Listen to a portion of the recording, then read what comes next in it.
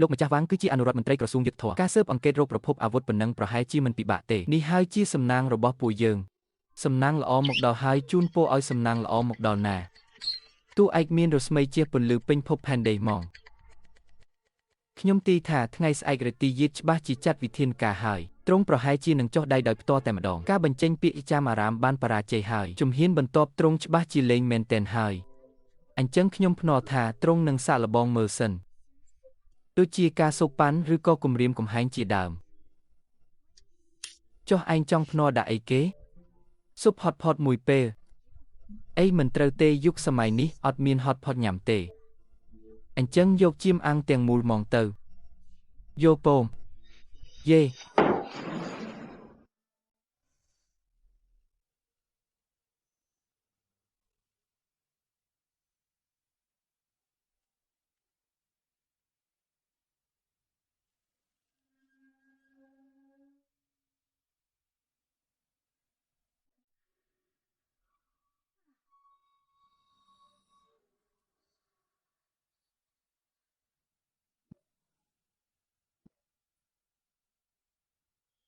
យប់មិញមិនគួរញ៉ាំបង្អែមទឹកកកមួយចាននឹងសោះ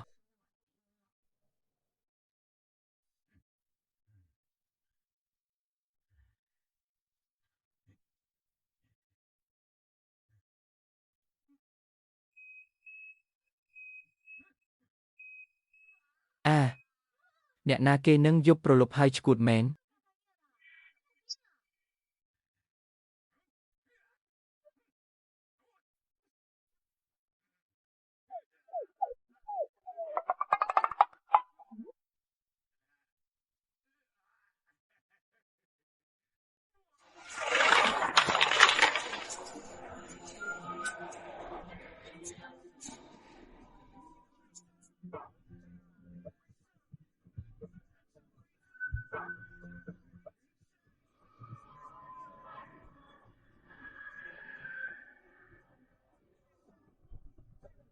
ចំណងនេះត្រូវតែបដូរចេញហើយសូម្បីតែឆ្កែព្រៃក៏អាចរើបំរាស់រួចដែរ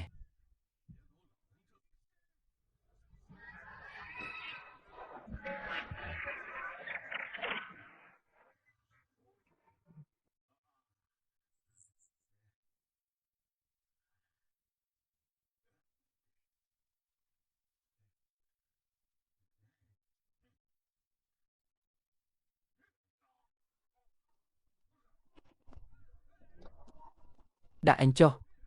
ចាប់ចោលវើយដាក់អញចុះភ្លាម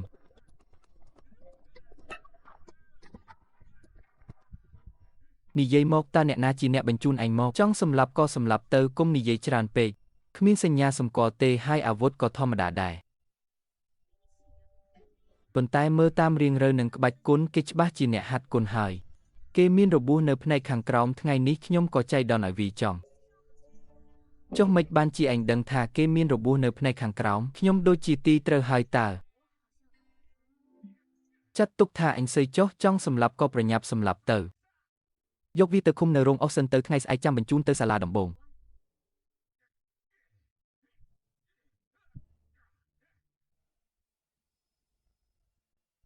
លោកជំទាវឈៀនអបអសាទរផងជារឿងគួរឲ្យត្រេកអរខ្លាំងណាស់មិនបានជាលោកមានប្រសាសន៍បែបនេះចៅដែលចាប់បានកាលពីយប់មិញថ្ងៃនេះពេលខ្ញុំទៅមើលតើលោកជំទាវទីមើលថាជាអ្នកណាតាហ្វឹងកុំលាក់លៀមយូរពេកមើលគឺខ្យល់មួយវស្សា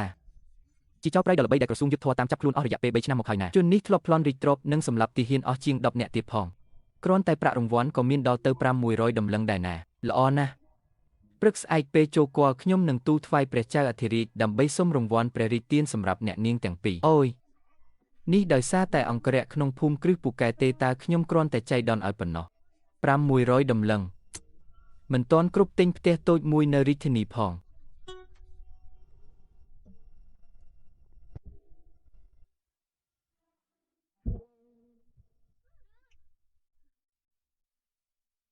ខ្ញុំស៊ើបដឹងអស់ហើយខ្យល់មួយវស្សាពិតជាត្រូវរយទីយៀតជួលមកមែនទ្រង់បានឲ្យតម្លៃ1000ដំឡឹងតាមរយៈអ្នកកណ្ដាលដើម្បីយកជីវិតឯងពួកយើងទាំងពីរនាក់មានតម្លៃត្រឹមតែ1000ដំឡឹងនឹងហេចំណុចសំខាន់គឺរឿងនឹងមែន ប៉ុន្តែខ្យល់មួយវស្សាពិតជាមិនដឹងថានីកាយជាអ្នកណាទេហើយអ្នកកណ្ដាលនោះក៏រត់បាត់យូរហើយដែរអញ្ចឹងមានន័យថាគេនៅតែគ្មានភស្តុតាងមានភស្តុតាងទើបជារឿងចម្លែកតារិកទីយាតល្ងងដល់ថ្នាក់ទៅតាក់ទងឃាតដោយផ្ទាល់មែនទេអីត្រូវហើយអំបាញ់មិញពេលអ្នកក្នុងភូមិគ្រឹះចាប់ខ្យល់មួយវស្សាមិនក៏មិនឃើញបងស្រីជាងអញ្ចឹង